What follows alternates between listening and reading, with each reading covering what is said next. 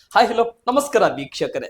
ಇಂದು ಕಿತ್ತೂರು ಕರ್ನಾಟಕ ಭಾಗದಲ್ಲಿ news 43 India ತಂಡ ಇನ್ ಸರ್ವೆದಿಂದ ಅನೇಕ ವಿಷಯಗಳಲ್ಲಿ ಗ್ರೌಂಡ್ ರಿಪೋರ್ಟಿಂಗ್ ನಡೀತಾ ಇದೆ. ಗ್ರೌಂಡ್ ರಿಪೋರ್ಟಿಂಗ್ ನಡೀತಾರಂತ ಉದ್ದೇಶ, ಗ್ರೌಂಡ್ ರಿಪೋರ್ಟಿಂಗ್ ನಡೀತಾರಂತ ಮೂಲ ಅಜೆಂಡಾ ಮುಂಬರ್ತಾ ಇರುವಂತ ಸ್ಥಳೀಯ ಸಂಸ್ಥೆ ಚುನಾವಣೆಗಳನ್ನಾಗಿರ್ಲಿ, ಈ 2026ನೇ ಸಾಲಿನ ಕೊನೆ ಹಂತದಲ್ಲಿ ಡಿಸೆಂಬರ್ ಅಂತ್ಯದವರೆಗೆ ಗ್ರಾಮ ಪಂಚಾಯತ್ ಸಚಿವರಾಗಿರ್ತಕ್ಕಂಥ ಗ್ರಾಮ ಪಂಚಾಯತ್ ರಾಜ್ಯ ಸಚಿವ ಇಲಾಖೆ ಆಗಿರತಕ್ಕಂಥ ಮಾನ್ಯ ಪ್ರಿಯಾಂಕ್ ಖರ್ಗೆ ಅವರು ಕೂಡ ಹೇಳಿರ್ತಕ್ಕಂಥವ್ರು ಆದಷ್ಟು ಬೇಗ ನಾವು ಸ್ಥಳೀಯ ಸಂಸ್ಥೆ ಚುನಾವಣೆಯನ್ನು ಕಂಪ್ಲೀಟ್ ಮಾಡ್ತೀವಿ ಅಂತ ಹೇಳಿರ್ತಕ್ಕಂಥ ವಿಷಯಗಳನ್ನಾಗಿರ್ಲಿ. ನಂತರ 2028ರಲ್ಲಿ ಬರ್ತಾ ಇರುವಂತಹ ವಿಧಾನಸಭೆ ಚುನಾವಣೆ ಬಗ್ಗೆ ಜನಸಾಮಾನ್ಯರ ವಿಚಾರಧಾರೆಗಳನ್ನು, ವಿಧಾನಸಭೆ ಚುನಾವಣೆ ಬಗ್ಗೆ ಜನರ ವಿಶ್ವಾಸ, ಪ್ರೀತಿ, ಆಲೋಚನೆಗಳನ್ನು ಮತ್ತು ಮುಂಬರ್ತಾ ಇರುವಂತಹ ಚುನಾವಣೆ ಬಗ್ಗೆ ಕ್ಷೇತ್ರದಲ್ಲಿ ಜನರು ಯಾರನ್ನ ಬಯಸ್ತಾ ಇದ್ದಾರೆ, ಹಾಲಿಯವರ ಬಗ್ಗೆ, ಮಾಜಿಯವರ ಬಗ್ಗೆ ಮತ್ತು ಕ್ಷೇತ್ರದಲ್ಲಿ ಯುವಕರ ವಿಚಾರಧಾರೆಗಳನ್ನು, ಡಿಲಿಮಿಟೇಷನ್ 2008ಕ್ಕಿಂತ ಹಿಂದಗಡೆ ಆಗಿರ್ತಕ್ಕಂಥ ಶಾಸಕರ ಬಗ್ಗೆ ಕನಸುಗಳನ್ನು ಏನ್ ಇಟ್ಕೊಂಡಿದ್ದಾರೆ ಮತ್ತು ಹುಬ್ಬಳ್ಳಿ ಭಾಗದಲ್ಲಿ ಆಯ್ತು, ಕುಂದಗೋಳ ಭಾಗದಲ್ಲಿ ಆಯ್ತು, ಇವೆಲ್ಲ ವಿಷಯದಲ್ಲಿ ನ್ಯೂಸ್ 43 ಇಂಡಿಯಾ ತಂಡ ಮತ್ತೆ ಇನ್ ಸರ್ವೆದಿಂದ ಗ್ರೌಂಡ್ ವರ್ಕ್ ಹೋಗಿರ್ತಕ್ಕಂಥ ಸಂದರ್ಭದಲ್ಲಿ ಹಳ್ಳಿಯಿಂದ ದಿಲ್ಲಿವರೆಗೆ ಅನ್ನುವಂತ ಹೆಸರಿನಲ್ಲಿ ಹಳ್ಳಿಯಿಂದ ಬೆಂಗಳೂರು ವಿಧಾನಸೌಧಕ್ಕೆ ತಲುಪಿರ್ತಕ್ಕಂಥ ವ್ಯಕ್ತಿಯ ಹೆಸರು ಬಂದಿರತಕ್ಕಂಥ ಅಂತವ್ರ ಜೊತೆ ನಾವಿದ್ದೇವೆ. ಮತ್ತು ಇವರು ಮಾಜಿ ಶಾಸಕರು, ಪಕ್ಷದಲ್ಲಿ ಇದ್ದಂತ ಸಂದರ್ಭದಲ್ಲಿ ನಿಷ್ಠಾವಂತ ಪಕ್ಷದ ಆಳಾಗಿ ದುಡಿದಿರ್ತಕ್ಕಂಥವ್ರು, ಆಳನಾಗಿ ದುಡಿದು ಅರಸನಾಗಿ ಮೆರೆಯಬೇಕು ಅಂತಿರ್ತಕ್ಕಂಥ ಸಂದರ್ಭದಲ್ಲಿ ನಾನು ಆಳನಾಗಿ ದುಡಿದು ಸೇವಕನಾಗಿ ಕೆಲಸ ಮಾಡ್ತೇನೆ ಅಂತೇಳಿ ಕ್ಷೇತ್ರದಲ್ಲಿ ಮಿಂಚಿರ್ತಕ್ಕಂಥ ಮಾನ್ಯ ಶ್ರೀ ಕಿತ್ತೂರು ಕರ್ನಾಟಕ ಭಾಗದ ಧಾರವಾಡ ಜಿಲ್ಲೆಯ ಧಾರವಾಡ ಲೋಕಸಭಾ ಕ್ಷೇತ್ರ ವ್ಯಾಪ್ತಿಯಲ್ಲಿ ಬರುವಂತಹ ಕುಂದಗೋಳ ವಿಧಾನಸಭಾ ಕ್ಷೇತ್ರದ ಮಾಜಿ ಶಾಸಕರಾಗಿರ್ತಕ್ಕಂಥ ಎಂ.ಎಸ್. ಅಕ್ಕಿ ಅವರು ನಮ್ಮ ಜೊತೆ ಇದ್ದಾರೆ. ಬನ್ನಿ ವೀಕ್ಷಕರೇ, ಅವ್ರ ಜೊತೆ ಮಾತನಾಡೋಣ. ಈ ಸಂದರ್ಶನ ಜೊತೆಯನ್ನು ಪ್ರಾರಂಭ ಮಾಡ್ಕೊಳ್ಳೋಣ. ಪೂರ್ವಕವಾಗಿ 2028ಕ್ಕೆ ಗ್ರಾಮೀಣ ಭಾಗದಿಂದ ಇವ್ರ ಹೆಸರು ಕೇಳಿ ಬರ್ತಾ ಇದೆ. ಇವೆಲ್ಲ ವಿಷಯಗಳನ್ನು ಅವರ ಮನಸ್ಸಿನಲ್ಲಿ ಏನಿದೆ, ಇವೆಲ್ಲ ಲೆಕ್ಕಾಚಾರಿನಲ್ಲಿ ನಮ್ಮ ಜೊತೆ ಅಕ್ಕಿ ಸರ್ ಇದ್ದಾರೆ. ಅವ್ರ ಜೊತೆ ಮಾತನಾಡೋಣ. ಈ ಸಂದರ್ಶನ ಜೊತೆಯನ್ನು ಪ್ರಾರಂಭ ಮಾಡಿಕೊಳ್ಳೋಣ. ನಮಸ್ಕಾರ ಮಲ್ಲಿಕಾರ್ಜುನ್ ಅಕ್ಕಿ ಸರ್ ಅವರೇ, ಎನ್.ಎಸ್. ಅಕ್ಕಿ ಅವರೇ. ನಮಸ್ಕಾರ. ಚೆನ್ನಾಗಿದ್ದೀರಾ ಸರ್? ಚೆನ್ನಾಗಿದೆ. ನನ್ನ ಮೊದಲನೇ ಪ್ರಶ್ನೆ, ನಿಮ್ಮ ಆರೋಗ್ಯ ಮತ್ತು ಇಷ್ಟು ಆರೋಗ್ಯದ ಬಗ್ಗೆ ನೀವು ಫಿಟ್ನೆಸ್ ಆಗಿ ಕ್ಲೀನ್ ಆಗಿ ಇರೋದು ಹೇಗೆ ಸಾಧ್ಯ? ಹೇಗೆ ಮೇಂಟೈನ್ ಮಾಡ್ತೀರಿ? ಸೂರ್ಯೋದಯದಿಂದ ಸೂರ್ಯ ಅಸ್ತರವರೆಗೆ ನಿಮ್ಮ ಜರ್ನಿ ಹೇಗೆ? ಇಲ್ಲಿ ನಾನು ಪ್ರಥಮವಾಗಿ ಆರೋಗ್ಯದ ಕಡೆ ಹೆಚ್ಚು ಗಮನವನ್ನು ಕೊಡ್ತಾ ಈ ಕಡೆ ಜನರ ಕೆಲಸಗಳನ್ನ, ಸೇವೆಗಳನ್ನ ಮಾಡ್ತಕ್ಕಂಥದ್ದು ನಮ್ಮ ದಿನನಿತ್ಯ ಕಾರ್ಯಕ್ರಮ. ಬೆಳಗ್ಗೆ ತಕ್ಷಣ ಕೆಲವೊಂದಿಷ್ಟು ಯೋಗಗಳನ್ನು ಮಾಡಿ, ವಾಕ್ ಮಾಡಿ ನಮ್ಮ ದಿನನಿತ್ಯ ಕಾರ್ಯಕ್ರಮವನ್ನು ಪ್ರಾರಂಭ ಮಾಡ್ತೀವಿ. ಆಮೇಲೆ 10-10ವರೆಗೆ ಜನರ ಕೂಟ ಅಥವಾ ಹಳ್ಳಿಗಳಲ್ಲಿ ಕಾರ್ಯಕ್ರಮಗಳಿಗೆ ಮತ್ತು ಬೇರೆ ಬೇರೆ ಸಭೆಗಳಿಗೆ ಹೋಗ್ತಕ್ಕಂಥದ್ದು ದಿನನಿತ್ಯ ನಮ್ಮದು ಕಾರ್ಯಕ್ರಮ. ಇವತ್ತು ಆರೋಗ್ಯದ ಬಗ್ಗೆ ಅಂದರೆ ನಾವು ಜಷ್ಟು ನಮಗೆ ಅವಶ್ಯಕತೆ ಇದೆ ಆಹಾರ ಅಷ್ಟು ತೆಗೆದುಕೊಳ್ಳೋದು ಭಾಳ ಮುಖ್ಯ. ನಮ್ಮ ಆರೋಗ್ಯದ ಕಡೆ ಲಕ್ಷ್ಯ ಕೊಟ್ಟು ನಾವು ಆರೋಗ್ಯವನ್ನು ತಗೋಬೇಕು. ಅದ್ರ ಜೊತೆಗೆ ಯಾವ್ಯಾವ ರೀತಿಯಾಗಿ ನಾವು ಆಹಾರ ಪದಾರ್ಥಗಳನ್ನು ತಗೋಬೇಕಂಥದ್ದು, ನೀರು ಕುಡಿತಕ್ಕಂಥದ್ದು, ಹಲವಾರು ವಿಚಾರಗಳನ್ನ ನಾವು ಆರೋಗ್ಯದ ಬಗ್ಗೆ ವೈದ್ಯಾಧಿಕಾರಿಗಳ ಬಗ್ಗೆ ಸಲಹೆಯನ್ನು ತೆಗೆದುಕೊಂಡು ನಮ್ಮ ದಿನನಿತ್ಯ ಕಾರ್ಯಕ್ರಮಗಳನ್ನು ಮಾಡ್ತೇವೆ. Yes sir, okay. ನನ್ನ ಎರಡನೇ ಪ್ರಶ್ನೆ, ನಿಮ್ಮ ಸಾಮಾಜಿಕ ಜೀವನ, ನಿಮ್ಮ ಹಾದಿ, ಈ ರಾಜಕಾರಣಕ್ಕೆ ಶಾಸಕರ ಆಗಬೇಕನ್ನೋದಕ್ಕಿಂತ ಸೇವೆ ಮಾಡಬೇಕು, ನಾನು ಜನಸೇವೆಗೆ ಒಂದು ಅವಕಾಶ ನನಗೆ ಸಿಗಬೇಕಂತ ಅನ್ಕೊಂಡಿದ್ದು ಹೇಗೆ, ಎಲ್ಲಿಂದ ಪ್ರಾರಂಭ ಆಯ್ತು ಸರ್ ಈ ಜೀವನ? ನಾವು ನಮ್ಮ ಗ್ರಾಮದಲ್ಲಿ ನಾನು ಪ್ರಥಮವಾಗಿ ಲಾ ಕಲಿತಕ್ಕಂಥ ಸಂದರ್ಭದಲ್ಲಿ LLBಯ ಕೊನೆಯ ವರ್ಷದಲ್ಲಿ ನಮ್ಮ ಗ್ರಾಮದ ಮತ್ತು ಸುತ್ತಮುತ್ತಲಿನ ಎಲ್ಲ ಹಿರಿಯರು ಸೇರಿ ನನಗೆ ಭಾಳ ಒತ್ತಾಯವನ್ನು ಮಾಡಿದರು. ನೀವು ರಾಜಕೀಯಕ್ಕೆ ಬರಬೇಕು ಮತ್ತು ಜಿಲ್ಲಾ ಪಂಚಾಯತಿ ಕ್ಷೇತ್ರಕ್ಕೆ ನೀವು ಅಭ್ಯರ್ಥಿಗಳಾಗಬೇಕು ಅಂಥೇಳಿ ನಮ್ಮ ಹಿಂದಿನ ಶಾಸಕರಂಥ ಉಪ್ಪಿನವರು ಶಾಸಕರಾಗಿದ್ದರು. ಆ ಸಂದರ್ಭದಲ್ಲಿ ಹಲವಾರು ಜನ ನಮ್ಮ ಜಿಲ್ಲಾ ಪಂಚಾಯತಿ ಕ್ಷೇತ್ರದ ಎಲ್ಲ ಹಿರಿಯರು ಬಂದು ನನಗೆ ಒತ್ತಾಯವನ್ನು ಮಾಡಿದರು. ಆ ಸಂದರ್ಭದಲ್ಲಿ ಜನತಾ ಪಕ್ಷದಿಂದ ನಾನು 87ರಲ್ಲಿ ಜಿಲ್ಲಾ ಪಂಚಾಯತಿ ಸದಸ್ಯನಾಗಿ ಅಲ್ಲಿ ನಮ್ಮ ಪ್ರಥಮ ಹೆಜ್ಜೆ ನಾವು ಆವಾಗ ಆ ಸಂದರ್ಭದಲ್ಲಿ LLB ಫೈನಲ್ ಇಯರ್ ಇದ್ದೆ. ಅವಾಗ ಸಹಿತ ನಾನು ಚುನಾವಣೆಗೆ ಸ್ಪರ್ಧೆ ಮಾಡಿದೆ. ನಮ್ಮ ಕುಂದಗೋಳದ ಕ್ಷೇತ್ರದಲ್ಲಿ 22 ಹಳ್ಳಿಗಳು ನನ್ನ ಜಿಲ್ಲಾ ಪಂಚಾಯತ್ ಸದಸ್ಯನನ್ನಾಗಿ ಆಯ್ಕೆ ಮಾಡಿದರು. ಅಲ್ಲಿಂದ ನಮ್ಮ ರಾಜಕಾರಣ ಪ್ರಾರಂಭವಾಯಿತು. ಯಾಕೆಂದ್ರೆ ಇದಕ್ಕಿಂತ ಪೂರ್ವದಲ್ಲಿ ನಮ್ಮ ಮನೆತನ ಇರ್ಬೋದು, ನಮ್ಮ ತಂದೆಯವರು ಇರ್ಬೋದು, ಯಾರೋ ರಾಜಕೀಯಕ್ಕೆ ಭಾಳ ದೂರ ಇದ್ದರು. ಅಲ್ಲಿ ಊರಲ್ಲಿರ್ತಕ್ಕಂಥ ಕೆಲವೊಂದು ಕಲುಷಿತ ವಾತಾವರಣ, ಬೇರೆ ಬೇರೆಯ ಜನರ ಒಂದು ಆ, ಏನು ಜನರಿಗೆ ಕೊಡ್ತಕ್ಕಂಥ ತೊಂದರೆ ಮತ್ತು ಇವನ್ನೆಲ್ಲನೂ ನೋಡಿ ನಾವು ಇವ್ರನ್ನ ಅಕ್ಕಿಯವರ ಮನೆತನದಲ್ಲಿ ಒಬ್ಬರನ್ನ ಜಿಲ್ಲಾ ಪರಿಷತ್ ಸದಸ್ಯರನ್ನು ಮಾಡಲು ನಮ್ಮ ಜನರ ಒಂದು ಆಶೆ ಆಯಿತು. ಗುಪ್ಪಿ ಕ್ಷೇತ್ರದಿಂದ ಯರಗುಪ್ಪಿ ಕ್ಷೇತ್ರದಿಂದ ನನ್ನ ಅಭ್ಯರ್ಥಿಯನ್ನು ನಿಲ್ಲಿಸಿದರು ಮತ್ತು ಆ ಸಂದರ್ಭದಲ್ಲಿ ನಮ್ಮ ಕ್ಷೇತ್ರದಲ್ಲಿ 3 ಕಾಂಗ್ರೆಸ್ಸು 1 ಜನತಾದಳ, ಅದು ನಾವು ಜನತಾದಳದಿಂದ ಆಯ್ಕೆ. ಆ ಸಂದರ್ಭದಲ್ಲಿ ನಮ್ಮ ಧಾರವಾಡ ಜಿಲ್ಲಾ 66 ಜಿಲ್ಲಾ ಪಂಚಾಯತ್ ಅಂದ್ರೆ ಹಾವೇರಿ, ಗದಗ ಮತ್ತು ಅಖಂಡ ಜಿಲ್ಲೆ. ಅವಾಗ 66 ಜಿಲ್ಲಾ ಪಂಚಾಯತಿ ಸದಸ್ಯರ ಒಂದು ಸದಸ್ಯ ಆಗಿತ್ತು. ಆ ಸಂದರ್ಭದಲ್ಲಿ ನಾವೆಲ್ಲ ಅತಿ ಹೆಚ್ಚು ಜಿಲ್ಲಾ ಪಂಚಾಯತಿ ಜಿಲ್ಲಾ ಪರಿಷತ್ ಇತ್ತು. ಆ ಸಂದರ್ಭದಲ್ಲಿ ರಾಮಕೃಷ್ಣ ಹೆಗಡೆ ಅವರ ನೇತೃತ್ವದಲ್ಲಿ ಏನು ಒಂದು ಇದಾಗಿತ್ತು ಜಿಲ್ಲಾ ಪರಿಷತ್ತು, ಅದು ಹೆಚ್ಚು ಅಧಿಕಾರಗಳನ್ನ ಜಿಲ್ಲಾ ಪಂಚಾಯತಿ ಕೊಟ್ಟಿದ್ರು, ಅವರು ಜಿಲ್ಲಾ ಪರಿಷತ್ತಿ ಕೊಟ್ಟಿದ್ದರು. ಆ ಸಂದರ್ಭದಲ್ಲಿ ಹೆಚ್ಚು ಕಾರ್ಯಗಳು ಮಾಡ್ತಕ್ಕಂಥ ಅವಕಾಶ ಸಿಕ್ತು. ಅಲ್ಲಿಂದ ಪ್ರಾರಂಭವಂತ ರಾಜಕಾರಣ ಮುಂದೆ 94ರಲ್ಲಿ ನನಗೆ ಶಾಸಕನಾಗತಕ್ಕಂಥ ಸಂದರ್ಭ ಒದಗಿ ಬಂತು. 94ರಲ್ಲಿ 5 ವರ್ಷದ ನಂತರ 5 ವರ್ಷದ ನಂತರ ನಾನು ತಾಲೂಕು ಪಂಚಾಯತಿ ಸದಸ್ಯನಾಗಿದ್ದೆ. ಅಲ್ಲಿ ಜಿಲ್ಲಾ ಪಂಚಾಯತ್ ಸದಸ್ಯರಾಗಿತ್ತು. ಆದ್ರೆ ಅವಾಗೂ ಸಹಿತ ಅವಾಗೂ ಕೂಡ ಅವಾಗ ನಮ್ಮ ಎರಡನೇ ಚುನಾವಣೆ ನಿಮ್ದು. ಅಲ್ಲ, ಅದು ಏನಾಗಿತ್ತು, ಜಿಲ್ಲಾ ಪಂಚಾಯತಿ ಮತ್ತು ಮಂಡಲ ಪಂಚಾಯತಿ ಸದಸ್ಯರುಗಳು ಮತಗಳು ಹಾಕ್ಬೇಕಾದ್ರೆ ಅಂದ್ರೆ ನಮ್ಮ ಬೊಮ್ಮಾಯಿಯವರ ಸರ್ಕಾರ ಯಾವಾಗಲ್ಲೇ ಡಿಸಾಲ್ವ್ ಆಯಿತು, ಅವಾಗ ಸರ್ಕಾರ ಹೋಯ್ತು. ಅವಾಗ ತಾಲೂಕು ಪಂಚಾಯತಿ ಅಧ್ಯಕ್ಷನ ಆರಿಸಬೇಕಾಗಿತ್ತು. ಅವಾಗ ಜಿಲ್ಲಾ ಪಂಚಾಯತಿ ಮತ್ತು ಮಂಡಳ ಪಂಚಾಯತಿ ಅಧ್ಯಕ್ಷರುಗಳು ಆಯ್ಕೆಯನ್ನು ಮಾಡಬೇಕಾಗಿತ್ತು. ಅವಾಗ ನನ್ನ ತಾಲೂಕು ಪಂಚಾಯತಿ ಅಧ್ಯಕ್ಷರನ್ನಾಗಿ ಆಯ್ಕೆ ಮಾಡಿದ್ರು. ಆ ಸಂದರ್ಭದಲ್ಲಿ ತಾಲೂಕು ಪಂಚಾಯತಿ ಅಧ್ಯಕ್ಷನಾದ ನಂತರ ನಮ್ಮ 89ರಲ್ಲಿ ನಾನು ಸಹಿತ ಅಸೆಂಬ್ಲಿಗೆ ಚುನಾವಣೆಗೆ ಮತ್ತು ನಿಲ್ಲಬೇಕು ಅಂತ ಆಶೆಯನ್ನು ಪಟ್ಟಿದ್ದೆ. ಆದರೆ ನಮ್ಮ ಹಿರಿಯರಂಥ ತಾಲೂಕು ಅಧ್ಯಕ್ಷರಂತ ತಾಲೂಕಾ ಹಿರಿಯರಂಥ ಜನತಾದಳದ ಅಧ್ಯಕ್ಷರಿದ್ದರು, ದೇಸಾಯಿರು ಅಂತೇಳಿ, ಅವರಿಗೆ 89ರಲ್ಲಿ ಟಿಕೆಟನ್ನು ಕೊಟ್ಟರು. ಆ ಸಂದರ್ಭದಲ್ಲಿ ನಾವೆಲ್ಲ ಅವರ ಪರವಾಗಿ ದುಡಿದ್ರು ಸಹಿತ ಅವರು ಕೆಲವೇ ಮತಗಳಲ್ಲಿ ಸೋಲನ್ನು ಅನುಭವಿಸಿದರು. 94ರಲ್ಲಿ ನನಗೆ ಅವಕಾಶವನ್ನು ಮಾಡಿಕೊಟ್ಟಂತೆ ಬೊಮ್ಮಾಯಿಯವರು ಮತ್ತು ಹೆಗಡೆಯವರು, ದೇವೇಗೌಡರು ಎಲ್ಲರೂ ಸೇರಿ ಕುಂದಗೋಳಕ್ಕೆ ನನಗೆ ಸ್ಪರ್ಧೆ ಮಾಡಲು ಅವಕಾಶ ಮಾಡಿಕೊಟ್ರು. ಆ ಸಂದರ್ಭದಲ್ಲಿ ಹೆಚ್ಚು ಮತಗಳಿಂದ ನಾನು 94ರಲ್ಲಿ ಕುಂದಗೋಳದ ಶಾಸಕನಾಗಿ ಪ್ರಥಮ ಬಾರಿಗೆ ಆಯ್ಕೆ. ಅಲ್ಲಿಂದ ಹೆಚ್ಚಿನ ರಾಜಕೀಯದಲ್ಲಿ ಧುಮುಕ್ತಕ್ಕಂಥ ಒಂದು ಅವಕಾಶ ಸಿಕ್ತು. ಆ ಸಂದರ್ಭದಲ್ಲಿ ತಾಲೂಕಿನಲ್ಲಿ 94ರಲ್ಲಿ ಅತಿ ಹೆಚ್ಚು ಅಭಿವೃದ್ಧಿ ಕೆಲಸಗಳನ್ನ, ಪ್ರಾಥಮಿಕ ಆರೋಗ್ಯ ಕೇಂದ್ರ ಇರ್ಬೋದು, ಸ್ಕೂಲ್ ಬಿಲ್ಡಿಂಗ್ ಇರ್ಬೋದು, ಈಗಿನ 30-31 ವರ್ಷದ ಹಿಂದ್ಗಡೆ ಕತೆ ಅವಾಗೂ ಸ್ಕೂಲ್ ಇದರಲ್ಲಿ ಒಂದು ವಿಷಯ ಹೇಳಕ್ ಇಷ್ಟಪಡ್ತೇನೆ ಸರ್. ನಾನು 94ರಲ್ಲಿ ನೀವು ಶಾಸಕರಾದಲ್ಲ, ಅದೇ ಡೇಟ್ ಆಫ್ ಬರ್ತ್ ನಾನು ಹುಟ್ಟಿರ್ತಕ್ಕಂಥದ್ದು. ಓಹೋ, ವೆರಿ ಗುಡ್. ಅದನ್ನ ಹೇಳಕ್ ನಾನು ಇಷ್ಟಪಡ್ತೇನೆ. 94ರಲ್ಲಿ ಏನು ನನಗೆ ಅವಕಾಶ ಸಿಕ್ತು. ಆ ಸಂದರ್ಭದಲ್ಲಿ ನಮ್ಮ ಸರ್ಕಾರ ಬಂತು. ಸರ್ಕಾರ ಬಂದಾಗ ನಮ್ಮ ಸನ್ಮಾನ್ಯ ದೇವೇಗೌಡರು ಮುಖ್ಯಮಂತ್ರಿಗಳಾದರು ಮತ್ತು ಒಂದು 12 ತಿಂಗಳು ಬಿಟ್ಟು ಅವರು ಪ್ರಧಾನಮಂತ್ರಿಗಳಾದರು. ಆಮೇಲೆ ನಮ್ಮ JS ಪಾಟೀಲ್ ಮುಖ್ಯಮಂತ್ರಿಗಳಾದ ಸಂದರ್ಭದಲ್ಲಿ ಅತಿ ಹೆಚ್ಚು ಅಭಿವೃದ್ಧಿಗಳನ್ನ ಕೆಲಸಗಳನ್ನ ನಮ್ಮ ಕುಂದಗೋಳ ಕ್ಷೇತ್ರಕ್ಕೆ ಕೊಟ್ಟರು ಅವರು. ಆ ಸಂದರ್ಭದಲ್ಲಿ ಅದು ಸ್ಕೂಲ್ ಬಿಲ್ಡಿಂಗ್ ಇರ್ಬೋದು, ಪ್ರಾಥಮಿಕ ಆರೋಗ್ಯ ಕೇಂದ್ರ ಇರ್ಬೋದು, ಅವಾಗ ಪಶುವೈದ್ಯಕೀಯ ಹಾಸ್ಪಿಟ್ಲ್ ಇರ್ಬೋದು, ಹಲವಾರು ರಸ್ತೆಗಳಿರ್ಬೋದು. ಅವಾಗ 1 ಕಿಲೋಮೀಟರ್ ಡಾಂಬರೀಕರಣಕ್ಕೂ 5-6 ಲಕ್ಷ ರೂಪಾಯಿದಲ್ಲಿ ನಾವು ಡಾಂಬರೀಕರಣ ಮಾಡ್ತಿದ್ವಿ 1 ಕಿಲೋಮೀಟರ್. ಈಗ 1 ಕೋಟಿವರೆಗೂ ಇವತ್ತು ಹಣವನ್ನು ಖರ್ಚು ಮಾಡ್ತಾ ಇದ್ದೇವೆ. ಅಂಥದ್ರಲ್ಲಿಯೂ ಸಹಿತ ಎಲ್ಲ ಎಷ್ಟು ಸಾಧ್ಯತೆ ಅಷ್ಟೆಲ್ಲ ನಮ್ಮ ಕ್ಷೇತ್ರದಲ್ಲಿ ಡಾಂಬರೀಕರಣವನ್ನು ಮಾಡೋದ್ರ ಜೊತೆಗೆ ಬ್ರಿಡ್ಜ್ಗಳನ್ನ ಮತ್ತು ಬೇರೆ ಬೇರೆ ಅನುದಾನ ಬರ್ತದೆ ನಮಗೆಲ್ಲ. ಜಿಲ್ಲಾ ಪಂಚಾಯತಿಯು ನಮ್ಮ ಬಯಲುಸೀಮೆ ಅಭಿವೃದ್ಧಿ ಯೋಜನೆ, ಮಲ್ನಾಡು ಅಭಿವೃದ್ಧಿ ಯೋಜನೆ, ಹಲವಾರು ಏನು ಹಣ ಬರ್ತೈತೆ, ಅವನ್ನೆಲ್ಲವನ್ನು ಸಹಿತ ಉಪಯೋಗವನ್ನು ಮಾಡಿ ತಾಲೂಕಿನಲ್ಲಿ ಎಷ್ಟು ಸಾಧ್ಯದೋ ಅಷ್ಟು ಅಭಿವೃದ್ಧಿ ಕೆಲಸಗಳನ್ನ ಮಾಡಿದ್ವಿ. ಎಷ್ಟು ಸಾಧ್ಯ ಸರ್ಕಾರ ಅಧಿಕಾರ ಇದು ಅನುದಾನ ಕೊಡ್ತು ಅಷ್ಟು. ಮುಂದೆ ನಾವು 94 ಮುಗಿದ ನಂತರ ನಮ್ಮ ಸರ್ಕಾರ, ನಮ್ಮ ಪಾರ್ಟಿ ಜನತಾ ಪಕ್ಷ ವಿಭಜನೆ ಆಯಿತು, ಡಿವೈಡೇಷನ್ ಆಯಿತು. ಆವಾಗ ನಾವು JS ಪಾಟೀಲ್ ಪರವಾಗಿ ಉಳಿದ್ವಿ. 2099ರಲ್ಲಿ ನಾನು ಸೋಲನ್ನು ಅನುಭವಿಸಬೇಕಾಯ್ತು. ಈ ಪಕ್ಷ ಒಳ್ಳೋದ್ರಿಂದ, ಪಕ್ಷದಲ್ಲಿ 2 ಭಾಗಗಳಾಗಿರೋದ್ರಿಂದ, ಮತಗಳ ವಿಭಜನೆ ಆಗಿರೋದ್ರಿಂದ 99ರಲ್ಲಿ ನಾನು ಸೋಲಬೇಕಾಯಿತು. ಆ ಸಂದರ್ಭದಲ್ಲಿ ನೀವು 99ರಲ್ಲಿ ಪರಾಜಿತ ಆದ್ರಿ. ಆ ಕಡೆ JDS ನಿಂದ ಅಜ್ಜಂಪೀರ್ ಖಾದ್ರಿ ಅವರು ಶಾಸಕರ ರೈಟ್.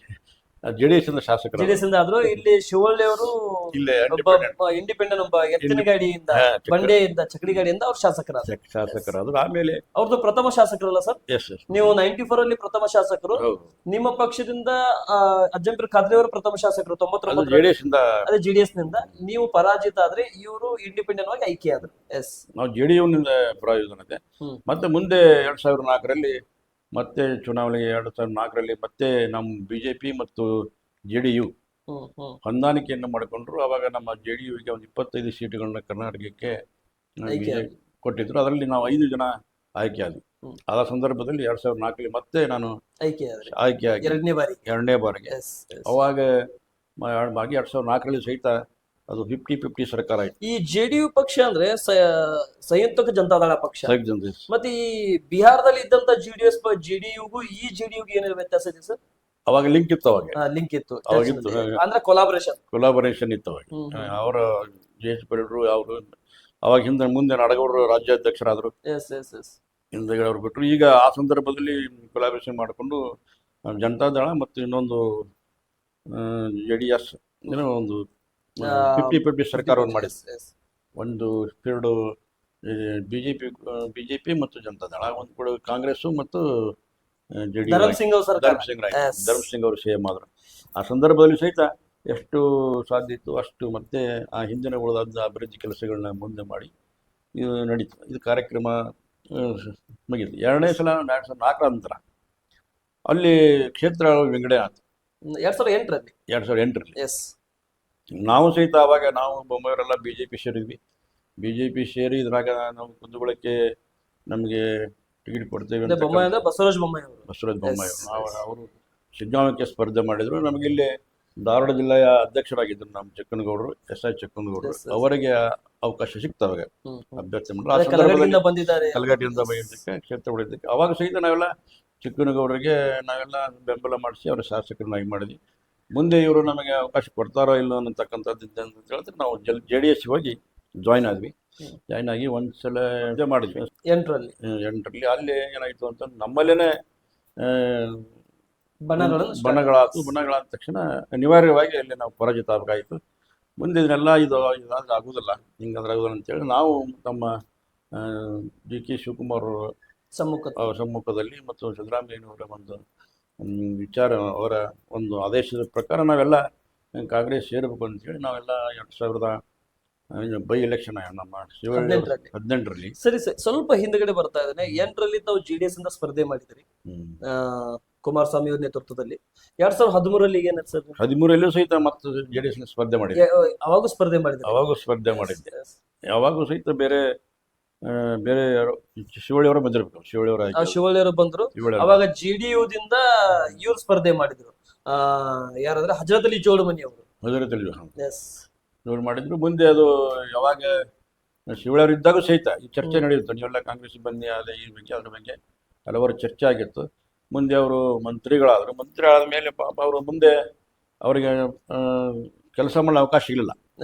ಅವರು ಅನಾತಿ ಅಕಾಲಿಕವಾಗಿ ಅವರ ಆರೋಗ್ಯ ಸರಿಯಿಲ್ಲದ್ರಿಂದ ಅವರು ಯಾವಾಗ ತೀರಿಕೊಂಡ್ರು. ಆಮೇಲೆ ಬೈ ಎಲೆಕ್ಷನಲ್ಲಿ ನಾವೆಲ್ಲ ಕೂಡಿ ಅವಾಗ ನಮ್ಮ DK ಶಿವಕುಮಾರ್ ಅವರು ಪಕ್ಷಕ್ಕೆ ಸೇರಬೇಕಂತಕ್ಕಂಥದ್ದನ್ನು ಮತ್ತು ಸಿದ್ದರಾಮಯ್ಯ ಅವರ ಒಂದು ಆದೇಶದ ಮೇರೆಗೆ ನಾವೆಲ್ಲ ಪಕ್ಷಕ್ಕೆ ಸೇರಿದ್ವಿ.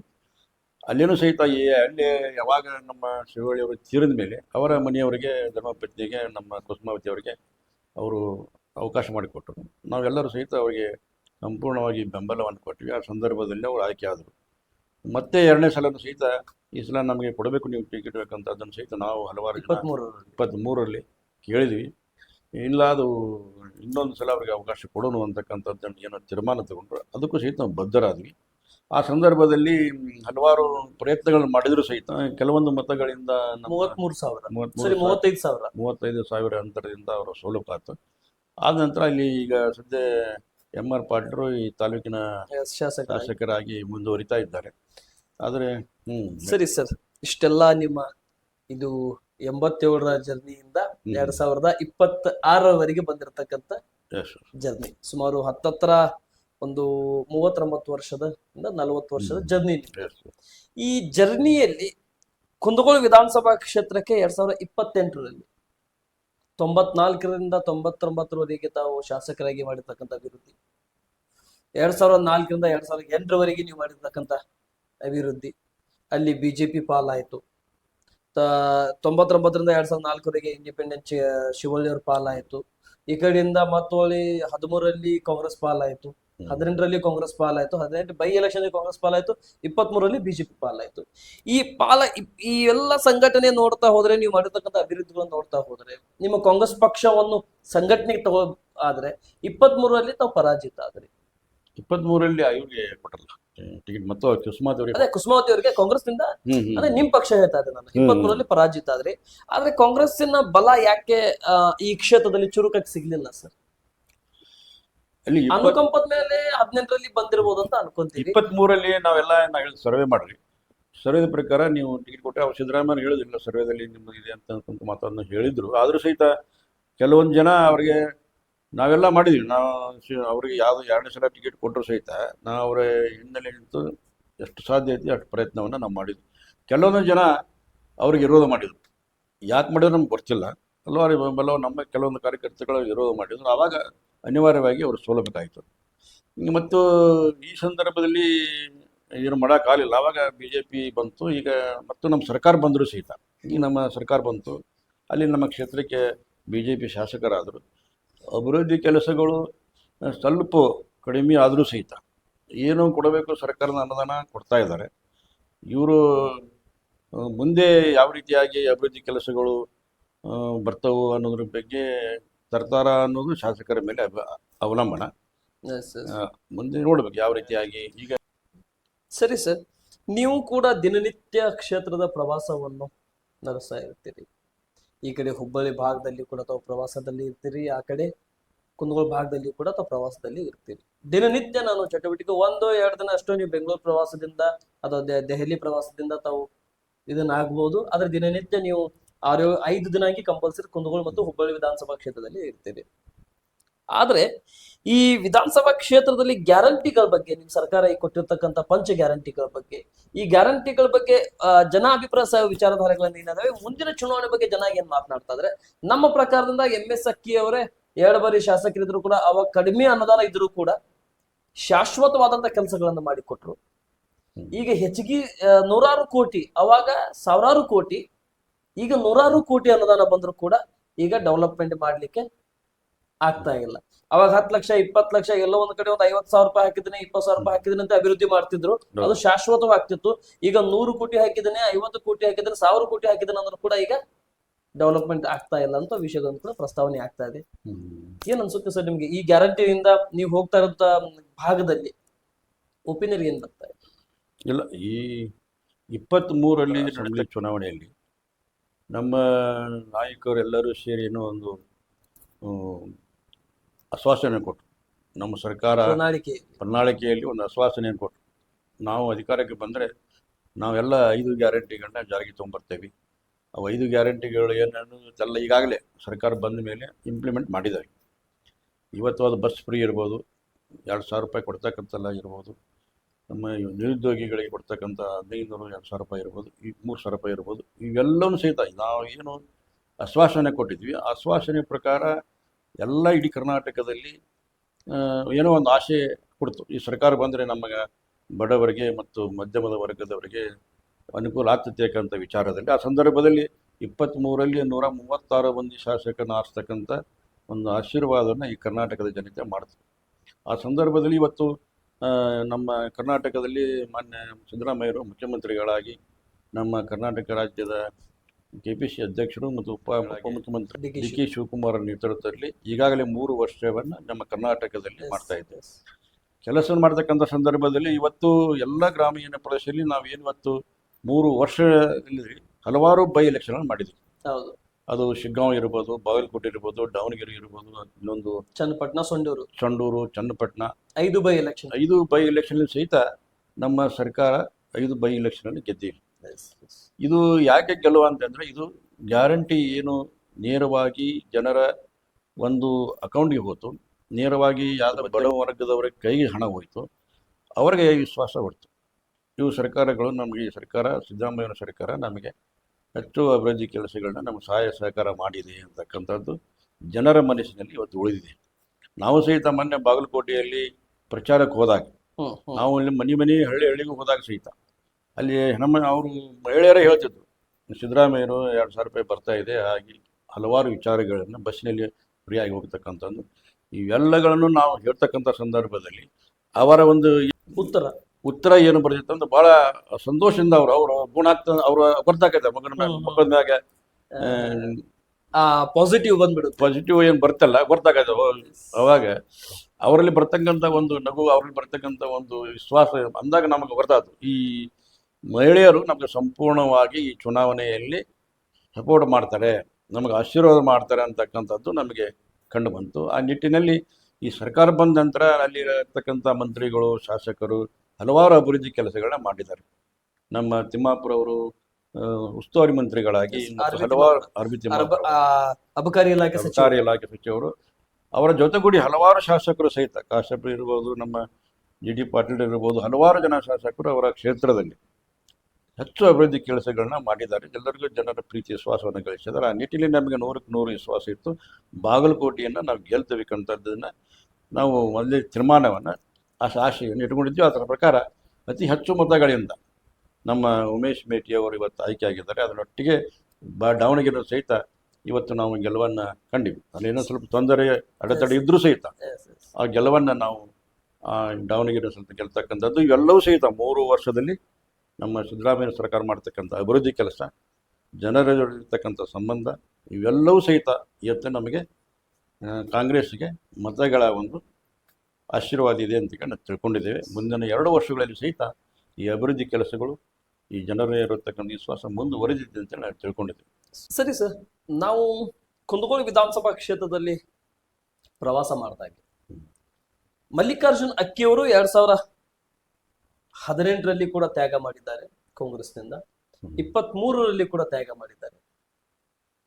ಆದ್ರೆ ಬೈ ಎಲೆಕ್ಷನ್ ದಲ್ಲಿ ಕೇಳಬೇಕಾಗಿತ್ತು, ಅನುಕಂಪದ ಆಧಾರ ಮೇಲೆ ಅವ್ರ ಕುಟುಂಬದವರಿಗೆ ಟಿಕೆಟ್ ಕೊಡ್ಬೇಕು, ಧರ್ಮಪತ್ನಿ ಕೊಡ್ತಾ ಇದೀವಿ, ನೀವು ಕೆಲಸ ಮಾಡ್ಬೇಕಂತ ತಕ್ಷಣ ಸರಿ ಸರ್ ಅಂತೇಳಿ ಚಾಚು ತಪ್ಪದೆ ಹಾಕಿರ್ತಕ್ಕಂಥ ಲಕ್ಷ್ಮಣ್ ಗೆರೆ ದಾಟದಂತೆ ಕೆಲಸ ಮಾಡಿದ್ರು, ಗೆಲ್ಲಿಸ್ಕೊಂಡ್ಬಂದ್ರು. 23ರಲ್ಲಿ ಕೇಳಿದ್ರು, ಇಲ್ಲ ಸಿಟ್ಟಿಂಗ್ ಎಂ ಎಲ್ ಅವರಿಗೆ ಆಲ್ರೆಡಿ ಮೊದಲನೇ ಲಿಸ್ಟ್ ನಲ್ಲಿ ಟಿಕೆಟ್ ಅನೌನ್ಸ್ಮೆಂಟ್ ಆಗಿದೆ, ಇದೊಂದು ಬಾರಿ ನೀವು ಮಾಡಬೇಕು ಅಂದ ತಕ್ಷಣ ಎಸ್ ಬಾಸ್ ಅಂತೇಳಿ ಗೆರೆ ಹಾಕಿದ್ದನ್ನು ದಾಟದಂತೆ ಕೆಲಸ ಮಾಡಿದ್ರು. ಆದ್ರೆ 28ಕ್ಕೆ ಮಲ್ಲಿಕಾರ್ಜುನ್ ಅಕ್ಕಿ ಅವ್ರನ್ನ ಟಿಕೆಟ್ ಕೊಡ್ಲಿಲ್ಲ ಅಂದ್ರೆ ಇಲ್ಲಿ ಕಾಂಗ್ರೆಸ್ ಗೆಲುವಲ್ಲ, 2ನೇ ಬಾರಿಗೆ ಸೋಲು ಖಚಿತ ಅಂತ ಜನ ಮಾತನಾಡ್ತಾ ಇದಾರೆ. ಯಾಕೆ ಸರಿ ಈ ರೀತಿ? ಅಂದ್ರೆ ನಾವು ತಿಳ್ಕೊಂಡ ಹಾಗೆ ಬಣ ಬಡದಾಟದಲ್ಲಿ ಆಗಬಹುದಾ, ಅಥವಾ ಈ ಟಿಕೆಟ್ ಸಿಗ್ಲಾರದ ಬಣದಲ್ಲಿ ಇದ್ದಿರ್ತಕ್ಕಂಥ ಶಾಸಕರ ಏನ್ ಪಡೆ ಇದಾವೆ, ಆ ಅಸಮಾನದಿಂದ ಚಿಕ್ಕನಗೌಡರು ಏನ್ 30,000 ಹೊಡೆದು ತಗೊಂಡು ಕಾಂಗ್ರೆಸ್ಗೆ ಹೊಡೆದು ಬಿತ್ತು, ಆ ರೀತಿ ಇಲ್ಲಿ ಏನಾದ್ರು ಆಗುವಂತ ಮೇಜರ್ ಕಾಣಬಹುದು ಸರ್ 28ಕ್ಕೆ? ಈ 28ರ ಅಸೆಂಬ್ಲಿ ಚುನಾವಣೆ ಬಹಳ ಮುಖ್ಯವಾದಂಥ ಚುನಾವಣೆ. ಯಾಕಂದ್ರೆ ನಮ್ಮ ಸರ್ಕಾರ 5 ವರ್ಷ ಇಲ್ಲೇ ಕೆಲಸ ಮಾಡಿರ್ತದೆ.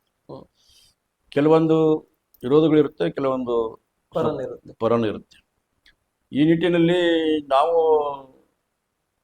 ಸರ್ವೇದಲ್ಲಿ ಯಾವ ರೀತಿಯಾಗಿ ಜನರ ಅಭಿಪ್ರಾಯ, ಈ ಚುನಾವಣೆ ಮುಂದಿನ ಚುನಾವಣೆ ಜನ ಅಭಿಪ್ರಾಯ ಬಹಳ ಮುಖ್ಯ. ಇವತ್ತು ನಮ್ದಿರ್ಬೋದು, ಇನ್ನೊಬ್ಬರು ಇರ್ಬೋದು. ನಾವು ಇವತ್ತು ಹೋದ ಸಲನೂ ಸಹಿತ 23ರಲ್ಲಿ ಸಹಿತ ಈ ಸರ್ವೇದಲ್ಲಿ ನಮ್ಮದು ಕುಸುಮಾವತಿ ಅವರು ಇದೆ ಅಂತ ಸಿದ್ದರಾಮಯ್ಯನವರು ಹೇಳಿದ್ರು, ಹಿಂಗಿದೆ ಅಂತ ಹೇಳಿದ್ರು.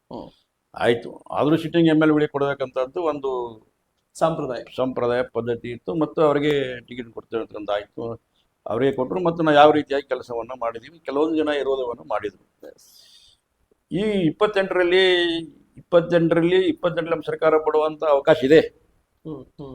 ಯಾಕಂದ್ರೆ ಈಗಾಗಲೇ ನಾವು ಮಾಡಿರ್ತಕ್ಕಂಥ ಹಲವಾರು ಅಭಿವೃದ್ಧಿ ಕೆಲಸಗಳು ಜನಪರವಾಗಿದ್ದವು. ಏನು 5 ಗ್ಯಾರಂಟಿ ಏನನ್ನು ಕೊಟ್ಟಿದ್ದಾರೆ ಜನರಿಗೆ, ಅವು ಸಂಪೂರ್ಣವಾಗಿ ಗ್ರಾಮೀಣ ತಳಮಟ್ಟಿಗೆ ಸಹಿತ ಬಡವರಿಗೆ, ಮಧ್ಯಮ ವರ್ಗದವರಿಗೂ ಇವತ್ತು ಶ್ರೀಮಂತರಿಗೂ ಸಹಿತ ಇವತ್ತು ಅದರ ಲಾಭವನ್ನು ತೆಗೆದುಕೊಂಡರು. ಇವತ್ತು ಧಾರ್ಮಿಕವಾಗಿ ಮಾತನಾಡ್ತಕ್ಕಂಥವ್ರು, ಅಭಿವೃದ್ಧಿ ಕೆಲಸಗಳಿಲ್ಲ, ಸರ್ಕಾರದಿಂದ ಕೇಂದ್ರ ಸರ್ಕಾರದಿಂದ ಬರ್ತಕ್ಕಂಥ ದುಡ್ಡು ಅದು ಎಲ್ಲಿ ಕೊಡ್ತಾರೋ, ಯಾವ ರೀತಿ ಎಷ್ಟು ಅನುದಾನ ಬಂತು ಅಂತ ಹೇಳೋರು ಯಾರು ಇಲ್ಲ. ಇವತ್ತು ಎಷ್ಟು ಜನ ಲೋಕಸಭಾ ಸದಸ್ಯರಾದ್ರೂ ಸಹಿತ ಸಣ್ಣ ಕೆಲಸಗಳು ಮಾಡ್ಕೋತ ಅಡ್ಡಾಡ್ತಾರೆ. ಒಂದು ದೊಡ್ಡದಾದಂತ ಒಂದು ಯೋಜನೆಗಳನ್ನ ತಕ್ಕಂಥದ್ದು ನಮ್ಮ ಕರ್ನಾಟಕಕ್ಕೆ ಆಗ್ತಾ ಇಲ್ಲ. ಆ ನಿಟ್ಟಿನಲ್ಲಿ ಇವತ್ತು ಗ್ರಾಮೀಣ ಮಟ್ಟದಲ್ಲಿ ನಾವು ಎಲ್ಲೇ ನಮ್ಮ ಬಿ ಎಲ್ ಎಗಳು ಅದಾವು, ನಮ್ಮೆಲ್ಲ ಕಾರ್ಯಕರ್ತರಾದರೆ ಈ ಸಂಪೂರ್ಣವಾಗಿ ತಮ್ಮದೇ ಆದಂಥ ಒಂದು ನಿಟ್ಟಿನಲ್ಲಿ ಕೆಲಸವನ್ನು ಮಾಡಕತ್ತಿದ್ದಾರೆ. ಅದರ ಜೊತೆಗೆ ಸರ್ಕಾರದ ಯೋಜನೆಗಳು ನಮಗೆ ಸಪೋರ್ಟ್ ಆಗಿ ನಿಂತಿವೆ. ಮುಂದಿನ 28ರಲ್ಲಿ ನಮ್ಮ ನಾಯಕರು ಎಲ್ಲರೂ ಸೇರಿ ಟಿಕೆಟನ್ನು ಕೊಡ್ತಕ್ಕಂಥ ಸಂದರ್ಭದಲ್ಲಿ ಇವತ್ತು ಯಾರು ಕೆಲಸವನ್ನು ಮಾಡಿದ್ದಾರೆ, ಏನು ಅದು ಅಭಿವೃದ್ಧಿ ಕೆಲಸ ಮಾಡಿ ಯಾರು ಜನರ ಸಮೀಪ ಇದ್ದಾರೆ, ಯಾರ ಜನರ ಕೂಡ ಸತತವಾಗಿ ಸಂಪರ್ಕವನ್ನು ಇಟ್ಟುಕೊಂಡಿದ್ದಾರೆ, ಸರ್ವೆಯನ್ನು ಮಾಡಿ ಟಿಕೆಟನ್ನು ಕೊಟ್ಟಿದ್ದಾದರೆ ಮತ್ತೆ ನಾವು 28ರಲ್ಲಿ ಸರ್ಕಾರವನ್ನು ಮಾಡೋಕ್ಕೆ ಸಾಧ್ಯ. ಎಸ್. ಮತ್ತು ಇದು ಹಲವಾರು ವಿಚಾರಗಳಲ್ಲಿ ಅವರೇ ಇವರ ಹೇಳಿದರು ಅಂತೇಳಿ ಮೇಲಿಂದ ಬೇರೆ ಬೇರೆ ವಿಚಾರಗಳಿಂದ ಟಿಕೆಟನ್ನು ಕೊಟ್ಟಿದ್ದಾದರೆ ನಾವು ಇದರಲ್ಲಿ ಹಿನ್ನಡೆ ಆಗ್ಬೋದು ಅಂತಕ್ಕದ್ದನ್ನು ನನ್ನ ವಿಚಾರ. ಎಸ್, ಅಂದ್ರೆ ಮತ್ತೆ 28ಕ್ಕೆ ಕಾಂಗ್ರೆಸ್ ಪಕ್ಷ ಹಿನ್ನಡೆ ಆಗಬಹುದು. ಸರಿಯಾದ ರೀತಿಯಿಂದ ಗಮನ ಹರಿಸಿ ಸರ್ವೆ ಮುಖಾಂತರ, ಜನಾಭಿಪ್ರಾಯ ಸಂಗ್ರಹಣೆ ಮುಖಾಂತರ ಟಿಕೆಟ್ ಕೊಡೋದಾದ್ರೆ ಕಾಂಗ್ರೆಸ್ಗೆ ಗೆಲುವು. ಇಲ್ಲ ಅಂತ ಹೇಳಿದ್ರೆ ರಿಟರ್ನ್ ತೊಂದರೆ, ಮೈನಸ್ ಆಗುವಂತ ಸಾಧ್ಯತೆಗಳು ಕೂಡ ಇದಾವೆ. ಸರಿ ಸರ್, ಒಂದು ವೇಳೆ ನಿಮ್ಮನ್ನೇ ಟಿಕೆಟ್ ಕೊಟ್ರೆ 2028ಕ್ಕೆ, ಲಾಸ್ಟ್ ಟೈಮ್ 23ರಲ್ಲಿ ನಿಮ್ದೇ ಹೆಸರಿತ್ತು, 28ರಲ್ಲಿ ಕೂಡ ನಿಮ್ದೇ ಹೆಸರಿದೆ, ತಾವು ಎಲ್ಲರೂ ಸಹಮತಿಯಿಂದ ನಿಮಗೆ ಟಿಕೆಟ್ ಕೊಡೋದಾದ್ರೆ, ಲಾಸ್ಟ್ ಟೈಮ್ ಕುಂದಗೋಳದಲ್ಲಿ 18-20 ಜನ ಟಿಕೆಟ್ ರೇಸ್ ಆಕಾಂಕ್ಷಿ ಇದ್ರು. ಕುಂದಗೋಳಕ್ಕೆ ಒಂದು ಮನೆಗೆ 4 ಬಾಗಿಲುಗಳನ್ನಿದಾವೆ ಅಂತ ಇದ್ದಾರೆ ಕಾಂಗ್ರೆಸ್ ಪಕ್ಷಕ್ಕೆ. ಆ ರೀತಿ ಮಲ್ಲಿಕಾರ್ಜುನ್ ಅಕ್ಕಿಯವ್ರನ್ನ ಟಿಕೆಟ್ ಕೊಟ್ರೆ, ಈ ಅಕ್ಕಿಯವರು 3 ಬಾಗಿಲುಗಳನ್ನು ಮುಚ್ಚಿ ಇರುವಂತ ಮನೆಗೆ ಒಂದೇ ಬಾಗಿಲ, ಅದು ಹೊಚ್ಚಿಲದ ಮೇನ್ ಎಂಟ್ರೆನ್ಸ್ ಬಾಗಿಲ. ಆ ಬಾಗಿಲವನ್ನು ಯಾವ ರೀತಿ ತಾವು ಕದವನ್ನು ತೆರವುಗೊಳಿಸಿ ಉಳುಕಿವೆಲ್ಲವನ್ನು ಮುಚ್ಚಿ ತಾವು ಯಾವ ರೀತಿ ಸಹಮತದಿಂದ ಒಗ್ಗಟ್ಟಿನ ಮಂತ್ರ ಜೊತೆ ಹೋಗ್ಲಿಕ್ಕೆ ಪ್ರಯತ್ನ ಮಾಡಬಹುದು. ನಿಮ್ಮನ್ನ ಟಿಕೆಟ್ ಕೊಟ್ರೆ 18 ಜನರಲ್ಲಿ 17 ಜನ ನಿಮ್ ಪರವಾಗಿ ಎಷ್ಟು ಜನ ಮತ ಹಾಕಬಹುದು, ವೋಟಿಂಗ್ ಮಾಡಬಹುದು, ಕೈ ಎತ್ತಬಹುದು. ನಾವು ಅಲ್ಲ, ಒಟ್ಟು ನಾವು 23ರಲ್ಲಿ ಆಕಾಂಕ್ಷಿಗಳು ನಾವು 11 ಜನ ಇದ್ವಿ. 11 ಜನ ಇದ್ದ ಆಕಾಂಕ್ಷಿಗಳು. ಅದರಲ್ಲಿ ನಮ್ಮ ಕುಟುಂಬದ ಶಿವಳಿಗೆ ಕೊಟ್ಟರು. ಆಮೇಲೆ ಇವರೆಲ್ಲ ಉಳಿದವರು ಎಲ್ಲರೂ ನಮ್ಮ ವಿಶ್ವಾಸಿಕರು. ಅದೇ ಪ್ರಶ್ನೆ, ನಮ್ಮ ಕೂಡ ಜೊತೆಯಾಗಿ ಕೆಲಸ ಮಾಡಿರ್ತಕ್ಕಂಥವ್ರು, ಅದೇನು ಪ್ರಶ್ನೆ ಇಲ್ಲ. ಆದರೆ ನಮಗೇನಾದರೂ ಇವತ್ತು 28ರಲ್ಲಿ ಟಿಕೆಟ್ ಕೊಟ್ಟಿದ್ದಾದರೆ ಇವರೆಲ್ಲರೂ ವಿಶ್ವಾಸಕ್ಕೆ ತಗೊಂಡು ಕೆಲಸವನ್ನು ಮಾಡ್ತಕ್ಕಂಥ ನಮ್ಮಲ್ಲಿ ಅದಿದೆ. ಅವ್ರನ್ನ ವಿಶ್ವಾಸಕ್ಕೆ ತಗೊಂಡು ಕೆಲಸ ಮಾಡ್ತಕ್ಕಂಥ ಒಂದು ಶಕ್ತಿ ಇದೆ. ಆ ನಿಟ್ಟಿನಲ್ಲಿ ಇವತ್ತು ಕುಂದಗೋಳದಲ್ಲಿ ಈಗಾಗಲೇ MR ಪಾಟೀಲರು ಇದು ಪ್ರಥಮವಾಗಿ ಶಾಸಕರಾದರು. ಈಗಾಗಲೇ ಎಲ್ಲರೂ ಯಾರ್ಯಾರು ಇವತ್ತು ಆಗಬೇಕಂದ್ರೆ MR ಇರ್ಬೋದು, ಮತ್ತು ಈಗ ಕುಸುಮಾವತಿ ಶಿವಳರು 2ನೇ ಸಲ, ಮತ್ತು ಇವ್ರು ಯಾರೆಲ್ಲರೂ ಸಹಿತ ಇವತ್ತು ಶಾಸಕರಾಗಿ ಕೆಲಸ ಮಾಡಿದವು. ಇವತ್ತು MR ಅವರಾದರೂ ಈ BJPಯಿಂದ ಬರಬಹುದು. ಆದರೂ ಸಹಿತ ಈ ಕಾಂಗ್ರೆಸ್ನೊಳಗೆ 28ರಲ್ಲಿ ನಾವು ಟಿಕೆಟ್ ಕೊಟ್ಟಿದ್ದಾದರೆ ಎಲ್ಲರೂ ವಿಶ್ವಾಸಕ್ಕೆ ತೆಗೆದುಕೊಂಡು ಕೆಲಸ ಮಾಡೋಕೆ ನನಗೆ ವಿಶ್ವಾಸ ಇದೆ. ಕುಂದಗೋಳ ವಿಧಾನಸಭಾ ಕ್ಷೇತ್ರದಲ್ಲಿ ನಾಯಕರನ್ನ ವಿಶ್ವಾಸಕ್ಕೆ ತಗೊಳ್ಳೋದಲ್ಲಿ ಸ್ವಲ್ಪ ಹಿಂದೇಟಾಗೈತಂದ್ರೂ ಕೂಡ ಇವತ್ತಿಲ್ಲ ನಾಳೆ ಆ ಪ್ರಯತ್ನದಿಂದ ತಾವು ವಿಶ್ವಾಸಕ್ಕೆ ತಗೋಬಹುದು. ಅದೇ ಕುಂದಗೋಳದ ಮತದಾರರನ್ನ ನಿಮ್ಮ ಕಡೆ ಹೋಲಿಸ್ಕೊಳ್ಳಿಕ್ಕೆ, ನಿಮ್ಮ ಕಾಂಗ್ರೆಸ್ ಪಕ್ಷಕ್ಕೆ ಮತ ಹಾಕಲಿಕ್ಕೆ, ನಿಮ್ಮ ಕಾಂಗ್ರೆಸ್ನ ಪಂಚ ಗ್ಯಾರಂಟಿಯ ತಂತ್ರವನ್ನು ಅವರು ಸ್ವೀಕರಿಸ್ಕೊಂಡಿರ್ತಕ್ಕಂಥವ್ರು 23ರಲ್ಲಿ ಮತ್ತು 28ಕ್ಕೆ ಆ ಸ್ವೀಕರಿಸ್ಕೊಂಡಿರ್ತಕ್ಕಂಥ ಗ್ಯಾರಂಟಿಯ ಲಾಭವನ್ನು, ಅದರ ಪ್ರತಿಫಲವನ್ನು ನಾವು ಅನುಭವಿಸ್ತಾ ಇದ್ದೀವಿ. ಇದಕ್ಕೆ ಈಗ ಅವಕಾಶ ಬಂದಿದೆ. ಇದಕ್ಕೆ ನಾವೇನಾದ್ರೂ ಸೇವೆಗೆ ಅವ್ರಿಗೆ ಅವಕಾಶ ಮಾಡಿಕೊಡ್ಬೇಕಾಗಿರ್ತಕ್ಕಂಥ ಸಮಯ ಬಂದ್ರೆ ಯಾವ ರೀತಿ ಜನರನ್ನ ನಿಮ್ಮ ಕಡೆ ಆಲಿಸ್ಕೊಳ್ಳಿಕ್ಕೆ, ನಿಮ್ ಪಕ್ಷದ ಮತ ಹಾಕ್ಲಿಕ್ಕೆ ಯಾವ ರೀತಿ ವಿಶ್ವಾಸ ತಗೊಂತೀವಿ ಸರ್, ಯಾವ ರೀತಿ ಫೈಟ್ ಮಾಡ್ತೀವಿ? ಈ ಒಂದು ವಿಚಾರಕ್ಕೆ ನಾನು ಈಗಾಗಲೇ ಯಾವಾಗ ನಾನು ಶಾಸಕನಾದ 1994ರಲ್ಲಿ ನಾನು ಪರಾಜಿತ ಆದಾಗನೂ ಸಹಿತ ಜನರ ಜೊತೆಗಿದ್ದೆ. ನಾನು ಶಾಸಕನಾಗಿದ್ದಾಗೂ ಅಧಿಕಾರ ಇರಲಿ ಇರದಿರಲಿ, ಎಲ್ಲ ಹಳ್ಳಿಗಳಲ್ಲಿ ನೀವು ಯಾವುದೇ ಒಂದು ಕೆಲಸ ಇರಲಿ, ಅದು ಕಷ್ಟ ಇರ್ಬೋದು ಸುಖ ಇರ್ಬೋದು, ಎಲ್ಲ ಹಳ್ಳಿಗಳಲ್ಲೂ ಇನ್ನೂವರೆಗೂ ಸಹಿತ ಜನರ ಸಂಪರ್ಕವನ್ನು ಎಂದೂ ನಾನು ಕಡಿಮೆ ಮಾಡ್ಕೊಂಡಿಲ್ಲ. ನಾ ಪರಾಜಿತ ಆದರೂ ಸಹಿತ ಅವರ ಕಷ್ಟಗಳಲ್ಲಿ ಸಹಿತ ಸುಖಗಳಲ್ಲಿ ಸಹಿತ ನಾ ಗ್ರಾಮೀಣ ಮಟ್ಟಕ್ಕೆ ಇನ್ನೂ ಸಹಿತ ವಾರಲ್ಲಿ 4-5 ದಿನ ನಾನು ಹಳ್ಳಿಗೆ ಹೋಗಿ ಏನೇ ಇದ್ದರೂ ಸಹಿತ ಅವರ ಒಂದು ಎಲ್ಲ ಕಾರ್ಯಕ್ರಮಗಳಲ್ಲಿ ಭಾಗವಹಿಸಿ ಜನರ ಸಂಪರ್ಕ ಇನ್ನೂವರೆಗೆ ನಾನು ಇಟ್ಕೊಂಡು ಬಂದಿದ್ದೇನೆ. ನನಗೆ ವಿಶ್ವಾಸ ಇದೆ. ಎಲ್ಲ ಜನರು, ಯಾವ ಜನ ಕಾಂಗ್ರೆಸ್ ಇರುವುದು, BJP ಇರೋದು, ಕೆಲವು ಜನ ಅಲ್ಲಿ ಇಲ್ಲಿ ಹೋಗಿದ್ದಾರೆ ಕೆಲವೊಂದು ವಿಚಾರದೊಳಗೆ. ಆ ಸಂದರ್ಭದಲ್ಲಿ ಸಹಿತ ಎಲ್ಲರೂ ಮತ್ತೆ ಹಿಂದೆ ಏನು ನನ್ನ ಜೊತೆಗಿದ್ರು ಅವರೆಲ್ಲರೂ ನನ್ನ ಜೊತೆಗೆ ಬರ್ತಕ್ಕಂಥ ಒಂದು ಸಿದ್ಧತೆಯನ್ನು ಈಗ ನಡೆಸಿದ್ದಾರೆ. ನಾನು ಸಮಯದ ವಿಚಾರ ಮಾಡುತ್ತಾ ಕೊನೆ ಹಂತಕ್ಕೆ ಬರ್ತಾ ಇದ್ದೀನಿ. ಯಾಕಂದ್ರೆ ತಾವು ಕೂಡ ಕುಂದಗೋಳ ವಿಧಾನಸಭಾ ಕ್ಷೇತ್ರದ ಕೆಲವೊಂದಿಷ್ಟು ಕಾರ್ಯಕ್ರಮಕ್ಕೆ ಹೋಗುವಂತ ನಿಮಿತ್ತದಿಂದ ನಾನು ಸಮಯದ ವಿಚಾರ ಮಾಡುತ್ತಾ ಕೊನೆ ಹಂತಕ್ಕೆ ಬರ್ತಾ ಇದ್ದೇನೆ. ಒಂದು ವೇಳೆ ಈ ಕ್ಷೇತ್ರದಿಂದ ಎಲ್ಲಾ ಗುರು ಹಿರಿಯರ ಆಶೀರ್ವಾದ ಮತ್ತು ದುರ್ಗಾದೇವಿಯ ಆಶೀರ್ವಾದ ಮತ್ತು ತಾವು ನಂಬಿರ್ತಕ್ಕಂಥ ಭಗವಂತನ ಆಶೀರ್ವಾದದಿಂದ ಮತ್ತು ನಿಮ್ಮ ಕ್ಷೇತ್ರದ ಪಕ್ಕದಲ್ಲಿ ಇದ್ದಿರ್ತಕ್ಕಂಥ ಸಂತ ಶಿಶುನಾಳ ಶರೀಫರು ಮತ್ತು ಗೋವಿಂದ ಭಟ್ಟರವರ ಆಶೀರ್ವಾದದಿಂದ ತಾವು ಐಕ್ಯ ಆದ್ರೆ ಮೊದಲನೆಯ ಧ್ವನಿ ಪ್ರಮಾಣ ವಚನ ದಿವಸ ತಾವು ತಗೊಳ್ಳುವಂತ ಪ್ರಮಾಣ ವಚನ, ವಿಧಾನಸಭೆಯ ಪ್ರಮಾಣ ವಚನ ದಿವಸ ತಗೊಳ್ಳುವಂತ ಮೊದಲನೇ ಅಧಿವೇಶನದಲ್ಲಿ ಕುಂದಗೋಳದ ಬಗ್ಗೆ ಆಗಬೇಕಾಗಿರ್ತಕ್ಕಂಥ ಡೆವಲಪ್ಮೆಂಟ್ ಬಗ್ಗೆ ನಿಮ್ಮ ಧ್ವನಿ ಏನಾಗಿರ್ಬೇಕು ಸರ್? ನಾನು ಎರಡು ಸಲ ಶಾಸಕನಾಗಿರೋದ್ರಿಂದ ಕುಂದಗೋಳದಲ್ಲಿ ಏನು ಅಭಿವೃದ್ಧಿ ಕೆಲಸಗಳಾಗಬೇಕಿದೆ ಅನ್ನೋದು ನಾನು ಅರಿತುಕೊಂಡಿದ್ದೆ. ಇವತ್ತು ಇನ್ನೂವರೆಗೂ ಸಹಿತ ಕೆಲವೊಂದು ಗ್ರಾಮ ರಸ್ತೆ ಸಂಪರ್ಕ ಇಲ್ಲ. ನಾನು 94ರಾಗಿದ್ದ ಕೆಲವೊಂದು ಹಳ್ಳಿಗಳಿಗೆ ಬಸ್ ಇದ್ದಿದ್ದಿಲ್ಲ, ರಸ್ತೆನೂ ಇದ್ದಿದ್ದಿಲ್ಲ. ರಸ್ತೆ ಮಾಡಿಸಿ ಆ ಬಸ್ಸುಗಳ ಮೇಲೆ ಬಿಡಿಸ್ತಕ್ಕಂಥ ಕೆಲಸವನ್ನು ಮಾಡಿದೆವು. ಅದು ತಾಲೂಕಿನ ಕೊನೆ ಹಳ್ಳಿ, ಅದು ರಟ್ಟಿಗೆರೆ ಇರ್ಬೋದು, ಬಾಗವಾಡ ಇರ್ಬೋದು, ಬೇರೆ ಬೇರೆ ಹಳ್ಳಿಗಳಿಗೂ ಸಹಿತ ರಸ್ತೆಯನ್ನು ಮಾಡಿ ಬಸ್ಸನ್ನು ಬಿಡಿಸ್ತಕ್ಕಂಥ ಕೆಲಸವನ್ನು ಮಾಡಿ. ಕೆಲವೊಂದು ಶಾಲೆಗಳಿಗೆ ಹಳ್ಳಿಗಳಿಗೆ ಶಾಲೆಗಳಿದ್ದಲ್ಲಿ ಅಂಗನವಾಡಿಗಳಿದ್ದಿಲ್ಲ. ಕುಡಿಯುವ ನೀರಿನ ವ್ಯವಸ್ಥೆ ಅನ್ಕಿ ಭಾಳ ಹದಗೆಟ್ಟಿತ್ತು. ಆ ಸಂದರ್ಭದಲ್ಲಿ ಎಲ್ಲ ಹಳ್ಳಿಗಳಿಗೂ ವಾಟರ್ ಸಪ್ಲೈನ ಮಾಡಿ ಓವರ್ ಟ್ಯಾಂಕ್ ಕಟ್ಟಿ ಬೋರ್ ಎಲ್ಲ ಹೊಡಿಸಿ ಇನ್ನೂವರೆಗೂ ಸಹಿತ ಕೆಲವೊಂದು ಹಳ್ಳಿಗಳಲ್ಲಿ ಬೋರ್ ಹೊಡಿಸ್ತಕ್ಕಂಥ ನೀರನ್ನೇ ಕುಡಿತಾ ಇದ್ದಾರೆ. ಎಕ್ಸಾಂಪಲ್ ಸಹಿತ ಹೇಳ್ತೀನಿ ನಿಮಗೆಲ್ಲ. ಕೆಲ್ಕೊಂಡ ಇರ್ಬೋದು, ಅಲ್ಲಿ ನಮ್ಮ ನೆಲಗುಡ್ಡ ಇರ್ಬೋದು, ಕೊಪ್ಪ ಇರ್ಬೋದು, ಹಲವಾರು ಹಿರೇಗೊಂಡಳ ಇನ್ನೂ ಸಹಿತ ನಾವು ಹೊಡೆದ ಬೋರಲ್ಲಿ ಹಿರೇನರ್ತಿ ಹಲವಾರು ಹಳ್ಳಿಗಳಲ್ಲಿ ಸಹಿತ ಅದೇ ನೀರನ್ನ ಇವತ್ತು ಕುಡಿತಾ ಇದ್ದಾರೆ. ಆ ಜನರು ಇನ್ನೂ ಅದನ್ನ ನೆನಪನ್ನು ಇಟ್ಟಿದ್ದಾರೆ.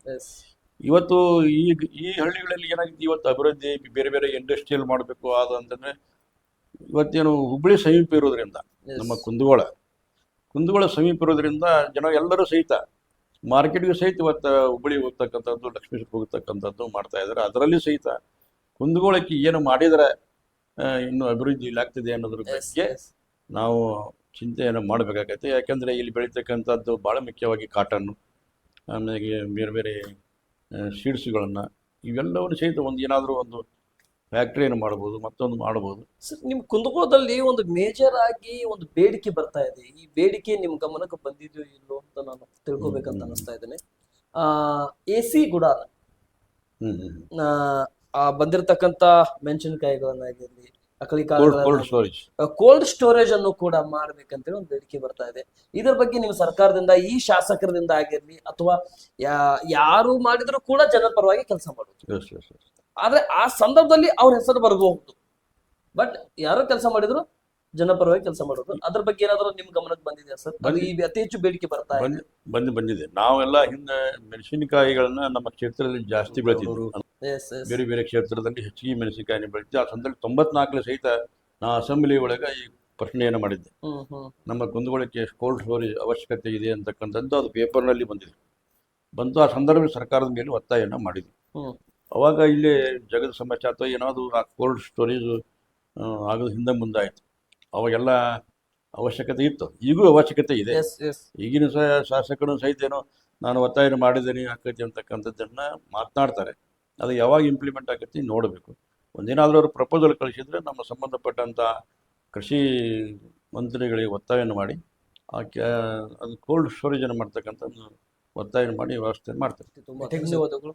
ಇಷ್ಟು ದಿನವರೆಗೆ ನ್ಯೂಸ್ 43 ಇಂಡಿಯಾ ಮತ್ತೆ ಇನ್ ಸರ್ವೇಯರ್ 2028 ಚುನಾವಣಾ ಪೂರ್ವಭಾವಿ ಮತ್ತು ಸ್ಥಳೀಯ ಸಂಸ್ಥೆ ಬಗ್ಗೆ ನಡೀತಿರೋ ಗ್ರೌಂಡ್ ರಿಪೋರ್ಟ್ ನಲ್ಲಿ, ಮತ್ತು ನನ್ನ ಕೊನೆಯ ಪ್ರಶ್ನೆ, ಲಾಸ್ಟ್ ಪ್ರಶ್ನೆ, ತಾವು ಕೂಡ ಸ್ಥಳೀಯ ಸಂಸ್ಥೆಯಿಂದ ಬಂದಂತವರು, ಜಿಲ್ಲಾ ಪರಿಷತ್ತು ಮತ್ತೆ ತಾಲೂಕು ಪಂಚಾಯತಿ ಆ ಬೇಸ್ನಿಂದ ಬಂದಂತವರು. ಈ ಸ್ಥಳೀಯ ಸಂಸ್ಥೆ ಚುನಾವಣೆ, ಜಿಲ್ಲಾ ಪಂಚಾಯತಿ ಮತ್ತು ತಾಲೂಕು ಪಂಚಾಯತಿ ಚುನಾವಣೆ ಹತ್ತತ್ರ 11 ವರ್ಷ ಆಯ್ತು ಚುನಾವಣೆ ಆಗದಂತೆ. ಒಂದು ಫೀಲ್ಡ್ ಮುಗಿದು ಮತ್ತೊಂದು ಫೀಲ್ಡ್ ಕೂಡ ವೇಸ್ಟ್ ಆಗಿపోಯಿತ್ತು. ಆದ್ರೆ ಈ ಸ್ಥಳೀಯ ಸಂಸ್ಥೆ ಚುನಾವಣೆ ಬಿಜೆಪಿ ಕಾಲದಲ್ಲಿ 2021ರಲ್ಲಿ ಮುಕ್ತಾಯವಾಗಿತ್ತು. ಬಿಜೆಪಿ ಕೂಡ ಮಾಡಲಿಲ್ಲ. ಈಗ ಕಾಂಗ್ರೆಸ್ ನಲ್ಲೂ 3 ವರ್ಷ ಬಂದ್ರು, ಅದು ಕೂಡ ಆಗ್ಲಿಲ್ಲ. ಜನ ಮಾತನಾಡ್ತಾ ಇದ್ದಾರೆ. ಮತ್ತು ಗ್ರಾಮ ಪಂಚಾಯತಿ ಮುಗಿದು 4 ತಿಂಗಳಾಯ್ತು, ಅದನ್ನು ಕೂಡ ಮಾಡ್ಲಿಲ್ಲ. ಜನ ಮಾತನಾಡ್ತಾ ಇದ್ದಾರೆ. ML ಎಲೆಕ್ಷನ್ ಬಂದ್ರೆ ಇನ್ನೂ ಅವಧಿಗಿಂತ ಮುಂಚಿತವಾಗಿ ಚುನಾವಣೆ ಸಾರ್ತಾರೆ. MP ಎಲೆಕ್ಷನ್ ಕೂಡ ಅವಧಿಗಿಂತ ಮುಂಚೆ ಚುನಾವಣೆ ಸಾರ್ತಾರೆ. ವಿಧಾನ ಪರಿಷತ್ತು, ರಾಜ್ಯಸಭಾ ಚುನಾವಣೆ ಕೂಡ ಅವಧಿಗಿಂತ ಮುಂಚೆ ಸಾರ್ತಾರೆ. ಆದರೆ ಸ್ಥಳೀಯ ಸಂಸ್ಥೆ ಚುನಾವಣೆ, ಕಾರ್ಯಕರ್ತರ ಚುನಾವಣೆಗೆ ಯಾಕೆ ಇವರು ಹಿಂದೇಟ್ ಹಾಕ್ತಾ ಇದ್ದಾರೆ?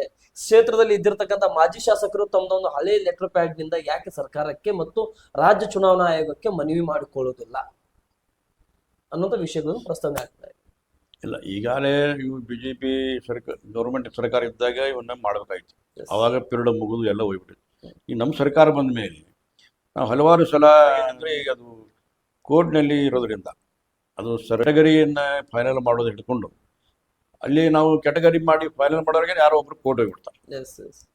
ನೀವು ಈಗಾಗಲೇ ನಮ್ಮ ಸಾಮಾನ್ಯ ಮುಖ್ಯಮಂತ್ರಿಗಳು ಹಲವಾರು ಸಲ ನಾವು ಆದಷ್ಟು ಬೇಗ ಜಿಲ್ಲಾ ಪಂಚಾಯತ್ ತಾಲೂಕು ಪಂಚಾಯತ್ಗಳನ್ನು ಮಾಡ್ತೇವೆ ಅಂತಕ್ಕಂಥದ್ದನ್ನು ಹೇಳಿದ್ದಾರೆ. ಈಗಾಗಲೇ ಹಲವಾರು ಬೈ ಎಲೆಕ್ಷನ್ ಇರೋದರಿಂದ ತಡ ಆಗಿರ್ಬೋದು. ಮುಂದಿನ ದಿನಮಾನಗಳಲ್ಲಿ ಹಲವಾರು ಸಭೆಗಳಲ್ಲಿ ಸಮಾರಂಭಗಳಲ್ಲಿ ಹೇಳ್ತಾರೆ. ಅದರ ಜೊತೆಗೆ ಈಗಾಗಲೇ ಗ್ರೇಟರ್ ಬೆಂಗಳೂರು ಚುನಾವಣೆಯನ್ನು ಸಹಿತ ಈಗಾಗಲೇ ಮಾಡಲು ನಮ್ಮ ಚುನಾವಣೆ ಅಧಿಕಾರಿ ಭಾಳ ಆತುರದಿಂದ ಸಿದ್ಧತೆ ನಡೆಸ್ತಾ ಇದ್ದಾರೆ.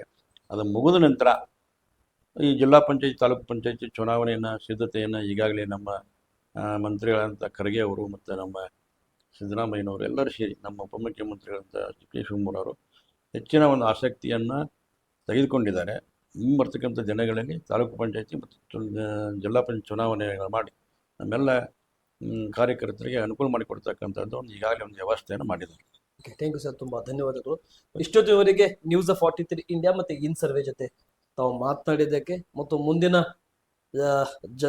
ಮತದಾರ ಆಸೆಯ ಮೇರೆಗೆ ಮತ್ತು ನಾಯಕರ ಆಸೆಯ ಮೇರೆಗೆ ಸರ್ವೆ ರಿಪೋರ್ಟ್ ಮುಖಾಂತರದಿಂದ ನನಗೆ ಅವಕಾಶ ಮಾಡಿಕೊಡಿ, ಬಂದರೆ ನನಗೆ ಅವಕಾಶ ಮಾಡಿಕೊಡಿ ಅನ್ನೋಂಥ ವಿಷಯ ತಾವೇನು ಪ್ರಸ್ತಾವನೆ ಮಾಡ್ತಾ ಇದ್ರಿ. ಕೊನೆಯದಾಗಿ ನಿಮ್ಮ ಕ್ಷೇತ್ರ ಜನತೆಗೆ ಮತ್ತು ಹೈಕಮಾಂಡಿಗೆ ಈ ಮಾಧ್ಯಮ ಮುಖಾಂತರ, ಈ ಗ್ರೌಂಡ್ ರಿಪೋರ್ಟ್ ಮುಖಾಂತರ ಒಂದು ಸಂದೇಶ ನೀಡುವುದಾದ್ರೆ, ಕ್ಷೇತ್ರ ಜನತೆಗೆ ಸಂದೇಶ ನೀಡುವುದಾದ್ರೆ, ಹೈಕಮಾಂಡ್ಗೆ ಮನವಿ ಮಾಡಿಕೊಡೋದಾದ್ರೆ ಅದು ನಿಮ್ಮ ಪ್ರಕಾರ ಏನಾಗಿರ್ಬೋದು ಸರ್? ನಾನು ನಮ್ಮ ಕ್ಷೇತ್ರದ ಜನತೆಗೆ ಈಗಾಗಲೇ ನನ್ನ ಆಡಳಿತ ವೈಖರಿನ ತಾವೆಲ್ಲ ನೋಡಿದ್ದೀರಿ. 2 ಸಲ ಶಾಸಕನಾಗಿ, ಒಮ್ಮೆ ಜಿಲ್ಲಾ ಪಂಚಾಯತ್ ಸದಸ್ಯನಾಗಿ ಅಧಿಕಾರ ಇದ್ದರೂ ಆತು ಇಲ್ಲದರಾತು ನಿಮ್ಮ ಜೊತೆಗಿರ್ತಕ್ಕಂಥ ಸಂಪರ್ಕ, ನಿಮ್ಮ ಪ್ರೀತಿ ಇಲ್ಲಿವರೆಗೂ ನನ್ನ ಮೇಲಿದೆ.